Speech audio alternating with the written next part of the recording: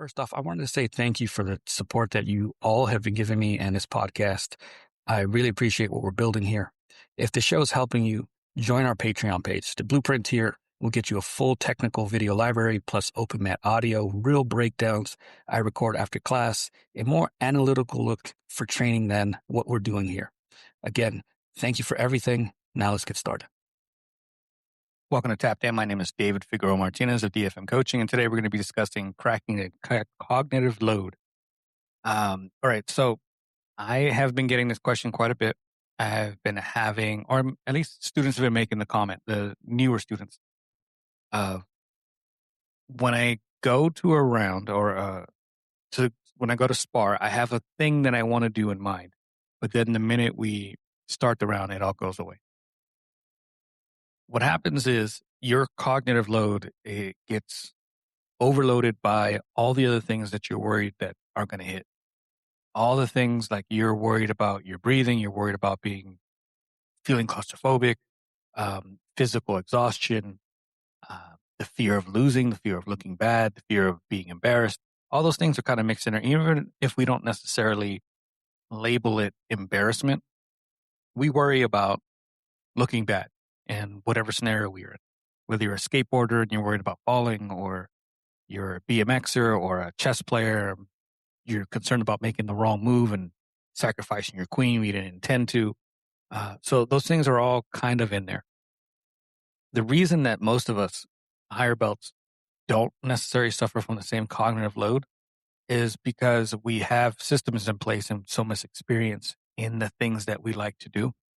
And honestly, by that point, we've seen the movie 1,000 times. Your rounds right now are all brand new. Everything is new. Every bit of data is brand new data. So you don't have the bandwidth to understand what's good data and bad data. When you've seen the movie 1,000 times, you understand, oh, he's placing his hand somewhere that doesn't really matter. Oh, she's leaning her weight back. It's not a threat. And then they'll do something. Oh, his hand's on my collar, cross collar, and I'm in his close guard. Red flag. I got to do something. If I'm not careful, he's going to choke.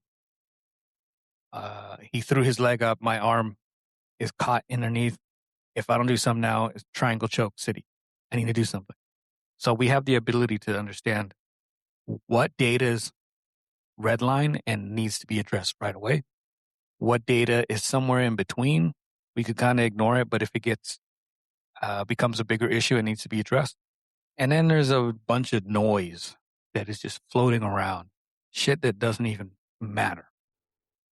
When you're a white belt, you're redlining because you don't know what is what. And it just takes some time to understand which data markers need to be addressed and which ones can be ignored. That comes with time. And the goal is to just train enough that then you can start to pick things out. Picture yourself like when you first learned how to drive. When you drove for the first time, everything was a concern. You were 40 feet from the red line, from the red light, but you were worried about stopping. You had a car that was coming up behind you, but you needed to go switch lanes, and you start to panic. When you're driving for the first time, everything, and literally everything, is a concern. Things that really shouldn't be are. You're going too fast. You're worried about the speed. You're worried about the unevenness of the road, or you got to hit this turn signal, but you forgot to, or you have to keep your hands on the wheel as certain, or you turn too hard when you want to go and switch lanes. Everything is new. So you're going to be clumsy. You don't understand everything. And then now you've been driving 15, 20 years, and you literally get to your destination and don't remember how you got there. We're going to be honest. Sometimes that happens. You completely zoned out. You're on autopilot, and your brain just continued to move and turn signal and make the lane change and made the turn into the other street and the next street. And then you get home and you're like, oh, I don't know how I got here. I don't remember anything about that ride. Sometimes that happens. Um, so what I recommend for people is to focus on one thing when they start out. One thing that round. And often that thing should probably be on the defensive end and not the offensive end. And the reason I say that is because most of your rounds are going to be playing defense. We do a couple of really silly mistakes. One of them being starting on our butt and letting a more advanced person play top game. So you're already giving me the top advantage. And then beyond that, you're not skilled enough to hold the positions long enough. So you will end up on bottom. And you're just going to spend most of your time there. And it's part of the game. It's part of the understanding of what we're going to do. So you should try to remember one thing that you want to do. And don't make it a whole sequence. Don't make it an entire episode or moving and rotating parts. One thing, I'm going to keep my arms within frame. One thing, I'm going to try to get an underhook. One thing, I'm not going to be flat. These are things that don't require a lot of movement. They don't require a lot of adapting and changing a long chain of sequence. Like, hey, I'm going to escape, and then I'm going to get to half guard, and I'm going to get a Kimura grip. There's a lot of moving parts, especially if you're early in this game. That's way too many moving parts. Get one simple goal that you want to do from bottom. I want to make sure I'm not flat. That's a huge one. I want to make sure that my arms are properly framed so I can withstand their weight. I want to get an underhook. Underhooks annoy the fuck out of people. I love using underhooks. Get out of jail free card for me. So make that one thing. There's going to be a lot of stressors. There's going to be a lot of things that are, you're going to make a lot of mistakes. You're going to be so concerned about the mistakes. When you're going against a higher belt, the higher belt is setting you up for shit. That's how they get good at what they do. When you can set people up for the things that you want them to do, knowing the human body and the most common responses to things and the way people just happen to move when doing jiu-jitsu. There's times when in this position and I want 2-on-1. So I grab 2-on-1 on the opposite side, the side that I don't really want. And what happens is they'll bring in their other arm to try to free the first arm. Then I get 2-on-1 on that side. And then when I get it, I actually start pulling or getting into position of what I actually want. I know that you're going to have to battle the 2-on-1. So when I get it on the side that I don't even want, you start fighting. You're going to bring the other arm into play, and then I'm going to get that 2-on-1. And then we're going to start getting into what I really want. But that's part of setting up these mistakes. Sometimes I'm in top and I want you to get an underhook. So I'm in top half. I leave a little bit of a gap under my armpit, and I let you just kind of work. And then you think something's being set up. You think you can set something up on me. And then I use that against you and I end up getting an arm bar or a Kimura grip or whatever. I'm going to be setting things up. You as the bottom part, that's going to be a stressor of yours. Play the game however you need to play it, though. Don't get so wrapped up in what I'm doing and just wrapped up. You have a goal. If your goal is not to get the underhook, just focus on getting the underhook. And what's going to happen is, yes, I'm going to bait and trap you, but then you're going to understand with more time in getting the underhook, why did he bait me? How did he trap me? What positioning did he need? And the response that I'm doing of getting the underhook isn't a bad choice. It's a great choice. I play it all the time. But I understand what I can get away with and not get away with. And the thing is, while you're trying to level out your cognitive load, you're so concerned about the traps that then you don't play the game. I forgot who I was talking to. I was explaining the hardest people to deal with are the ones that don't give a fuck what's coming next. They just don't care. Sometimes wrestlers are like that. I find that people in the military and certain, units and branches are like that.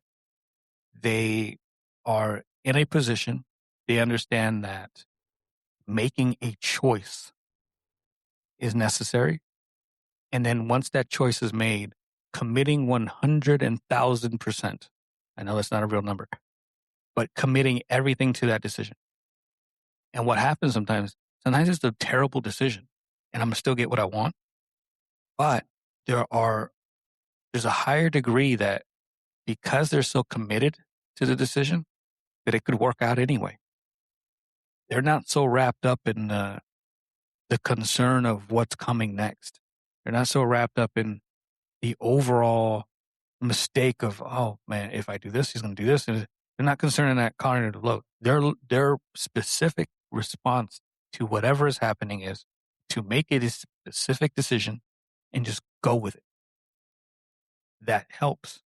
Sometimes we just get so wrapped up in everything that could be or everything that I should be doing that then we get into that paralysis by analysis type of a scenario. There's a lot of things going on, especially when you're new. If you can just focus on doing one thing in a specific position and then just owning it and be like, hey, if this doesn't turn out good, it's a data point. It's something I can rely on. It's a decision that I made and I can decide or I can take data from it and saying, well, I shouldn't do it that way. But how many other ways can I fail in doing what I need to do? That's where you start picking up more data and more understanding of the positions. But if I'm doing something different every time and I don't have something in mind or something focused, that one thing, then I'm spreading all these data points around and they don't really give you a good picture or a solid picture. I want to know that the one thing that I'm working on is going to fail a bunch of times and I'm going to still get a better picture than if I tried 10,000 different things instead of one thing a bunch of different ways. Like if you're an armbar person, you know how many different ways you can fuck up an armbar? A lot. You mess it up at a bunch of different points. But when you want to get really good at the armbar, you will push through all the missed opportunities and mistakes because you understand that that's how you're going to get that position to get really crisp and really detailed. And you're going to understand the mistakes usually happen. And you're going to share those things up. So I understand that it's hard to do, especially when you're new to Jiu-Jitsu. But if we can just focus on one thing, it doesn't have to be defensive. Maybe you're a little bit more advanced. Maybe you're stronger. Maybe you're bigger and you find yourself on top more often than not. Okay, that's great. Just focus on one thing. I want to get to mount. Okay. You're going to mess up a lot getting to mount. And then you're going to mess up a lot once you get to mount. But we're going to get to mount. And that's going to be our goal. Maybe you pick one thing that translates to several positions or several situations. If I know how to bridge effectively, and I mean effectively, then that works out in multiple bottom positions. If I know how to put on, let's say, an Americana, and that becomes my one submission that I'm hunting, that turns into Americana, that turns into straight armbar, that turns into Kimuras, that turns into mount transitions, that turns into armbars from mount, turns into a lot of different things. Turns into wrist locks if you can do those. It turns into sometimes head and arm chokes, depending on what people are doing. So that one thing can lead you into a lot of successes. And that one thing can be done from top of half, top of side, top of mount. And if you're big and strong enough, the bottom of some positions. So this is what I mean by ignoring some of the noise. Focus on the one thing that you want to work on during that round. Don't worry about the losses. Don't worry about the mistakes. Just focus about one thing. I'm hoping this makes sense. If you have any questions, please hit me up at dfm.2099 on Instagram and Threads. Additionally, I have a Patreon page up. There is for some free content on it that I release regularly. But my entire library is on there, ever growing. I am recording 3 days a week. That can be 6 techniques a week, sometimes up closer to 10 or 12, depending on what's going on and the level of time that I have. But we also have direct coaching. If you want to get some direct coaching from me, get your roles or your competition footage reviewed and annotated with voice work, graphics. It's all in there. Please let me know. Sign up. The link is in the bio. Until next time, thank you so much.